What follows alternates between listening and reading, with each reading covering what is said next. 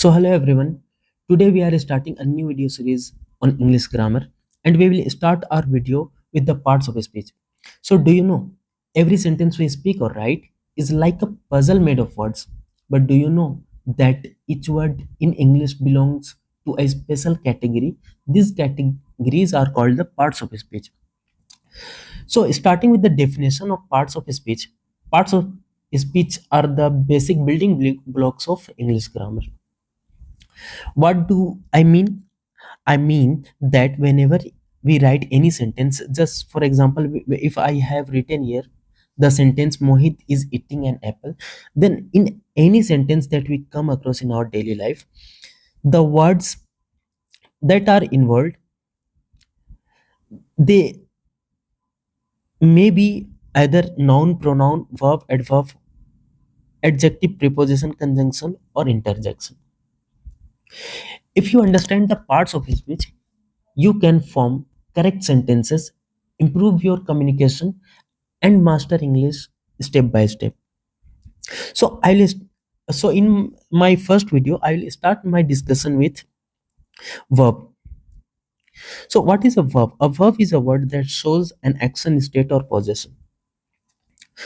Whenever in a sentence, the word which is showing some kind of an action or state or possession, then that particular word would be the verb in that particular sentence. For example, in the first sentence that I have written here, I write a letter. The word write is a verb. That's because the word write is showing the action of writing a letter. In the second example, Mohan plays cricket. The word plays is a verb because the word play is showing the action of playing that is being performed by whom? Mohan. Now, wherever in any sentence verb is used, then the particular verb would be showing either action, state, or possession. Verb is not only about the action. That's the first confusion that has to be cleared from your mind. Most of the learners think that whenever there is a verb involved in any sentence, then that has to be a that has to show some kind of an action. But in reality, verb may show either action, state, or possession. In the first example, Rohit bought a house. The word bought is a verb and it is showing it's of course showing some kind of an action, that is the action of buying a house. But in the second example, he is happy. The word is a verb and it is not showing any kind of an action in this context. It's only about the state or the sthiti, we can say. State, the position, the state, the condition of the subject, which is he here. In the third sentence that I have written here, I have a pen. The word have is showing some kind of a possession, some kind of an ownership. Ownership, what kind of ownership? The ownership of pen that is owned by I. So in any sentence, if the word verb is being used, then that verb can either show action, state, or possession, any of the three things that I mentioned you just right now. Now we will move on to our next slide and try to understand that what is noun. First, starting with the definition of noun. Noun is a name of a person, place, animal, or thing. Whenever you come across name of any person, Mohan, Sohan, whatever be it, name of any place, Ranchi, Mumbai, Delhi, Kolkata, etc., name of any animal, cat, dog, elephant, or name of anything, for example, chair, table, etc., then all the words which tell us about anything, name of any person, place, animal, or thing, then that word would be considered as a noun. Now, in a sentence, noun can act as either subject or object.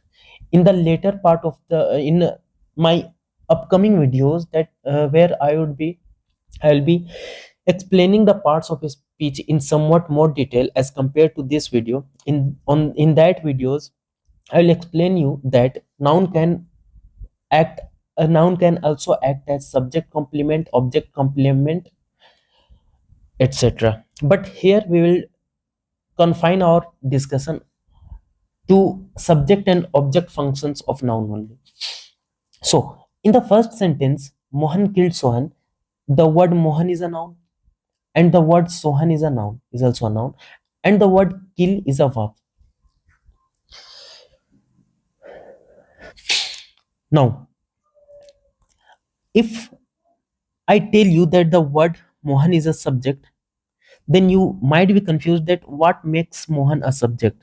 First of all, what's the definition of subject? What do we mean by subject?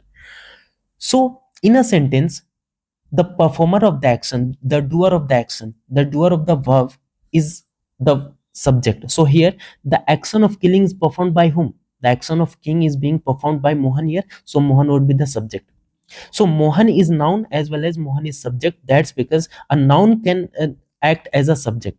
But the question arises here is that a single word Mohan is behaving like a noun, and it is the same word is behaving like a subject here. So the logic behind this is that the parts of speech for Mohan is noun, but it is also playing the role of a subject here.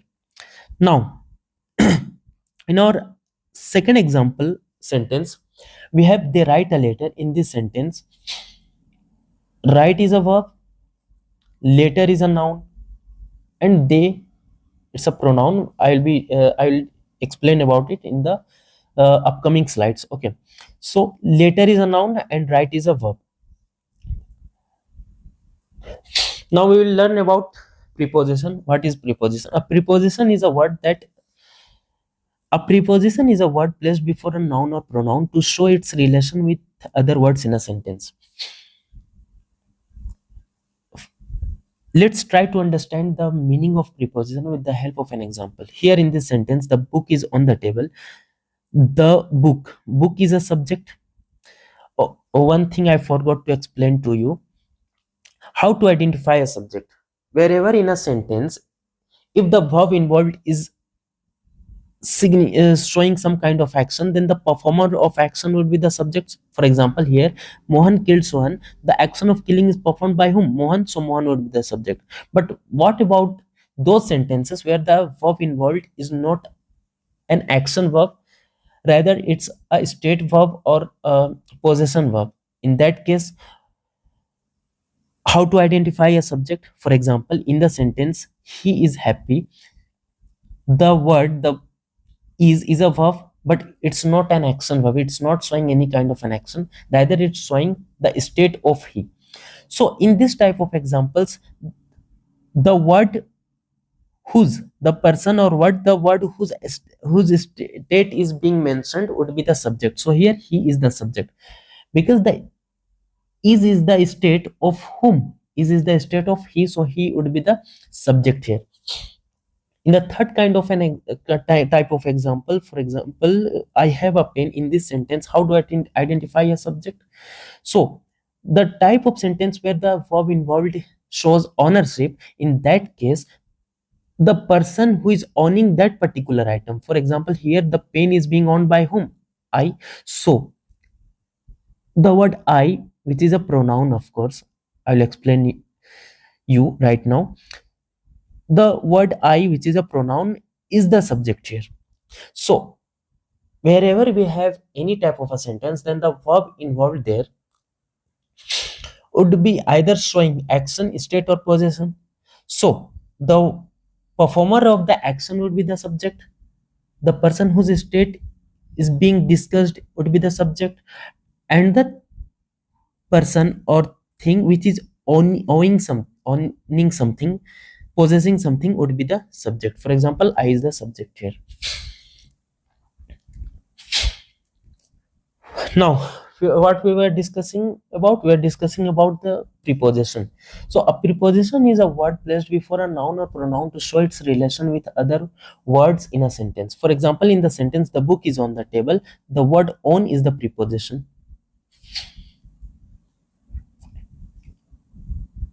and after preposition there will be a noun or a pronoun, and that has to be the object. Here the table is the object for the preposition on the table. Sorry. One thing you need to understand before understanding preposition and the prepositional object. The slide where I explained you that how to identify the subject, there I explained you that noun can act as a subject as well as object. So how to identify object, and where can we say that the noun that is present in the sentence would be the object? So let's take the example of the this sentence. First sentence, Mohan killed Sohan. Here Mohan killed Sohan. Mohan is the sub noun, parts of speech noun, and it's behaving like a subject here. Killed is a verb. Now Sohan, the word Sohan is a noun, and it is the parts of speech for Sohan is noun, but it's behaving like an object here. Now how to identify object? So before I teach you that how to identify the object in a sentence, you must understand that object can be of either verb or preposition. Object can be present just after the verb, or it may come just after the preposition. For example, in the this sentence, Mohan killed Sohan, the word Sohan is an object, but it's object for verb, not for preposition. Object is always either for verb or preposition. Object is never for the sentence. So in this sentence, Sohan is the object for verb. So how to identify object? There is a very shortcut or famous trick that you can make use of to identify the object in the sentence. The trick is, in this sentence, Mohan killed Sohan, you need to ask the question of what or whom, but the question what or whom must be asked to whom, to the verb, and which is killed here. So ask the question, Mohan killed whom, or Mohan killed what. If you get the answer of either what or whom, then the answer that you got would be the object for the verb involved there. For example, here in this sentence, Mohan killed Sohan, if you ask the question of Mohan killed what from this verb killed, then you won't get any answer. But if you ask the question for whom, Mohan killed whom, then you will get the answer, and the answer would be Sohan. So since we get the answer for whom from the verb, and the answer for whom is Sohan, therefore the object for the verb kill would be Sohan. Yeah, I admit that we don't get the answer for what here, but we are getting the answer for whom. We have to get the answer of either of these two WH words. The answer for both of them is not necessary. If you get the answer for any one of them, then the answer of that what or whom would be the object of that verb that is involved in that sentence. So far so good. Now if I apply the same concept in the second example, here they write a letter. If you ask the question what or whom, if you ask the question what or whom from the verb right here, for example, they write what, so they write a letter. We are getting the answer for what. Here we are not getting the answer for they write whom, but we are getting the answer for they write what. So the answer for what is letter, so letter would be the object for verb write, and this object letter is the object for what, letter is the object for the verb. That's what I mean to explain to you. Now the two sentences that I explained you that how to identify the object was about the action involved. But what if the verb is about possession or state? Then, for example, here, if I use the sentence, I have a pen, if I explain the same thing in this sentence, I have a pen, in this sentence, if we ask the question what or whom from the verb, which is the verb here? Of course, Have is the verb here. So I have what? So we are getting the answer for what? I have a pen. So pen would be the object. Pen would be the object for the verb have here. And of course pen is a noun. So parts of speech for pen is noun, but it's behaving like a, it's acting like a, its function here is like a object. Now if we apply the same concept for this first sentence, for this first sentence, and the sentence is he is happy. If we ask the question he is what, if we ask the question with the verb is, he is what, then we are getting the answer for what, and that is happy. But happy would not be the object in this sentence. Now here you must understand that the concept of what and whom, the method of asking the question what and whom to identify the object of verb in any sentence is applicable only with the action verbs and these possession verbs. That rule is not applicable for the states. That rule is not applicable for the be form of verb. For example, that rule is the is the is an example for be form of verb. So here in case of is, this technique is not applicable, this technique is not valid. Now since I have explained you that how to identify the subject and object in a sentence, now we will move on to our next slide and try to understand about the preposition and the prepositional object. So as I mentioned you that object can be either of the verb or preposition, and we have understood that how to identify the object for the verb. Now what we what's left to still understand is that how to identify the object for preposition. So let's understand preposition first.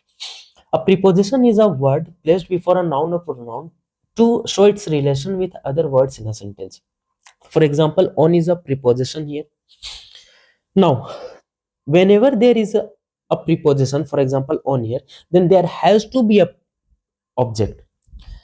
What what I mean to say is that a verb may take object or may not take object after it. Whenever there is a verb, then there may be an object or may not be an object for the verb. If there is an object for the verb, then the verb would be transitive. And if there is no object for the verb, if there is no object for the verb, if there is no object for the verb, then the verb would be intransitive. Transitive and intransitive. What are transitive and intransitive verbs? We will learn about them in the upcoming videos, upcoming detailed videos on verb. But right now what I need to explain to you is that whenever there is a verb, then there may or may not be an object for the verb. But whenever there is a preposition, then there must be the object for the preposition. We are using the preposition and there is no object for the preposition, that's never possible. So here on is the preposition, so the noun table would be, must be the object for this preposition on. Now table is a noun, parts of speech for table is noun, but it's acting as a object here. And what type of object? Prepositional object. Prepositional, sorry, prepositional object, po. Let's try to understand the same concept with the help of the second example. Here in this sentence, Mohit plays cricket with Vola. Here, with is a preposition, and the word just after the preposition, that is Vola, would be the prepositional object, and parts of speech for Vola is noun, and with is the preposition. Now, here I want to explain you one more important concept about preposition. Why do we need preposition? If in this same sentence, if we drop the words with and vola, then we will be left with only this part of the sentence, that is Mohit plays cricket. The sentence itself is completely grammatically correct. Mohit plays cricket is grammatically correct, 100%. The meaning is complete. That is, Mohit is a subject, play a verb, and we are getting an extra thing, object here. So the sentence is complete and meaningful. We don't need with vola here to make the sentence meaningful. But adding with here gives us extra information about Mohit, that Mohit is playing is although Mohit is playing cricket, but with whom? With vola. So that's the additional information. Here, if I write Mohit plays cricket, Mohit plays cricket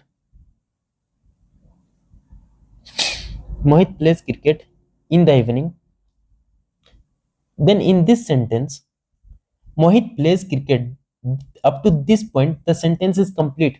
But adding preposition gives us extra information about the subject, about the rest part of the sentence, about Mohit plays cricket. That although Mohit is playing cricket, but the action of playing is being performed where? It's being performed in the when it's being performed in the evening. So that's the idea behind using preposition in our sentences. In the third example, he is good at speaking. uh, at is a preposition and speaking is a prepositional object. Now the confusion arises here that we have learned that prepositional object or object will be either noun or pronoun, but here speaking is a verb. So the logic behind this is that speaking here is not a verb, although it's ing form here, but it's not a verb here. Here it is v1 plus ing, and it's not being used here as a verb, rather it's being used here as a gerund, and gerund is equivalent to noun. Now if you didn't understand this concept, the third one, then I will explain the same concept to you in the upcoming videos on gerund, participle and infinitives. Okay, so drop the confusion if you for the time being for the time being for the time being you need to understand up to this second example only, and I will explain the concept involved in the third sentence in my upcoming videos. Now we will move on to our next slide and next parts of speech, and that is pronoun. A pronoun a pronoun is a word used in place of a noun to avoid repetition. For example, if I tell you that write an essay on dog, and if you are saying that a dog is a pet animal, dog has four legs, dog has two eyes, dog has one nose.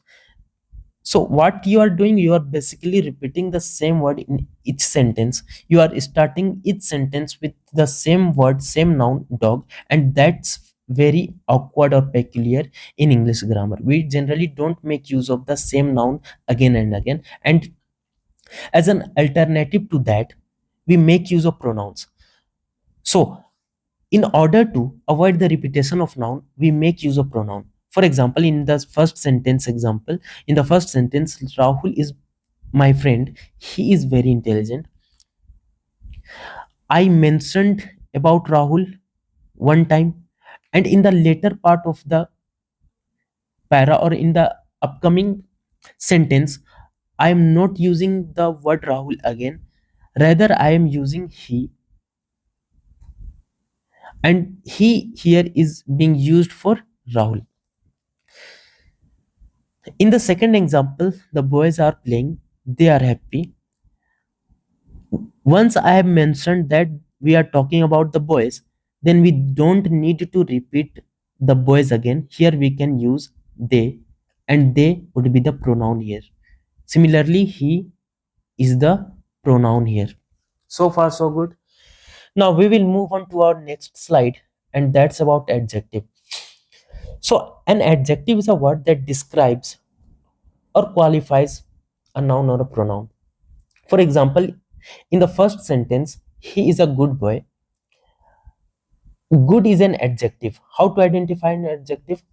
So the word that comes just before, right before the noun, is the adjective. So boy is a noun here, and the word just before boy is good. So good is the adjective. That is, the word adjective is showing us the qualities about whom? About boy, which is a noun.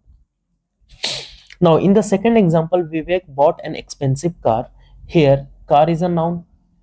Car is a noun, and the word expensive is telling us the qualities of car, that it's expensive. So, the word expensive would be adjective here. The word expensive would be adjective here in this sentence. Now, one important point that you need to understand is that adjective does not involve only good qualities, it can show bad qualities also. For example, if I had written the sentence, he is a bad boy, then boy is a noun, and the word bad has come just before boy, which is a noun. So bad would be the object here. Although bad is a word that's showing some bad qualities, not good qualities of noun, but still it's considered as adjective.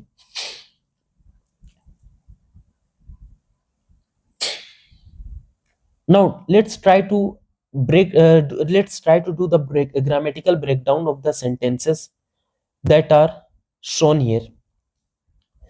The second sentence is, Vivek bought an expensive car. So the action of buying is performed by whom? Vivek. So Vivek is the subject here, and the parts of his speech for it is noun. The word bought is a verb, and it's showing action. Expensive car. Car is a noun here. If we ask the question of what or whom from the verb bought, that is Vivek bought what, then we are clearly getting the answer, and the answer is car. Vivek bought what? Vivek bought a car. So car would be the object here, and object for what? Object for verb, not for preposition. Okay. The word expensive has been used just before the noun car. So expensive would be the adjective here. Expensive would be the adjective here. And what about an? So an is an article here. So we will learn about articles in the upcoming videos. Here I am not going to explain them. Just remember, for the time being, remember that a and the are considered as articles. So we will move on to our next slide, and that is about adverb. So what? Let's start with the definition of adverb. What is an adverb? An adverb is a noun. An adverb is a word that describes a verb, an adjective, or another adverb. Let's try to understand with the help of example. But before that, let me explain you one concept, that as we seen in case of adjective, that the words which show the qualities of a noun are called adjectives. Similarly, the words which show the qualities of verb, adverb, and adjective are called as adverb. How to remember this? There is a shortcut trick, and that is very easy to remember. The first part of this word add, use it to remember adjective. The later part of this word, that is verb, use it to remember verb, and the whole word adverb, use it to remember adverb. So all the three parts of speech, verb, adverb, and adjective, are all present inside the same one word, that is adverb. Ad for adjective, verb for verb, and adverb for adverb. So whenever any word is expressing is expressing the qualities of a verb, adverb, or adjective, then that particular word in that particular sentence would be an adverb. Let's try to understand the same concept with the help of examples that are shown here in this slide. Let me now, in our first example, he ordered a very expensive suit. Here, the word suit is a noun, and the word expensive is showing the quality of noun. So, expensive would be an adjective, but the word very is showing the quality of this word expensive, which is an adjective. That how much expensive? Very expensive.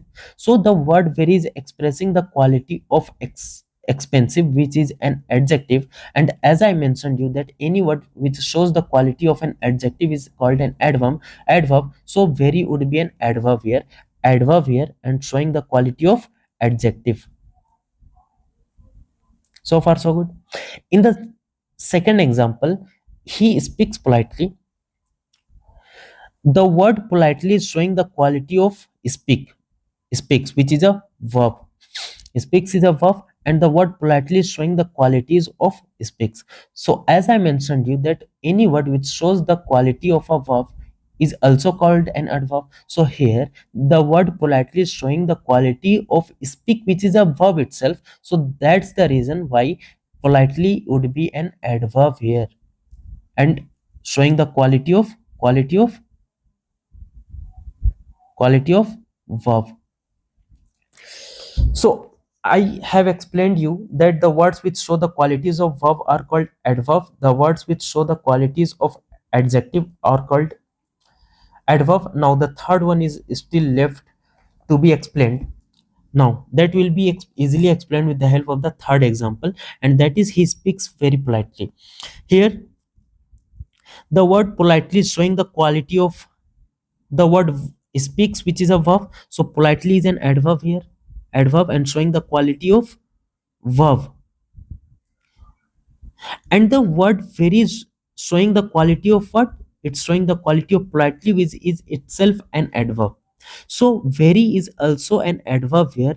The reason being that the word very is showing the quality of the word politely, which is itself an adverb. So the word very is an adverb, and it's showing the quality of an adverb. So that's all that I needed to explain you. With the help of this video, I hope the video might have been helpful. If yes, then try to like, subscribe, and share my YouTube channel. That's all for today.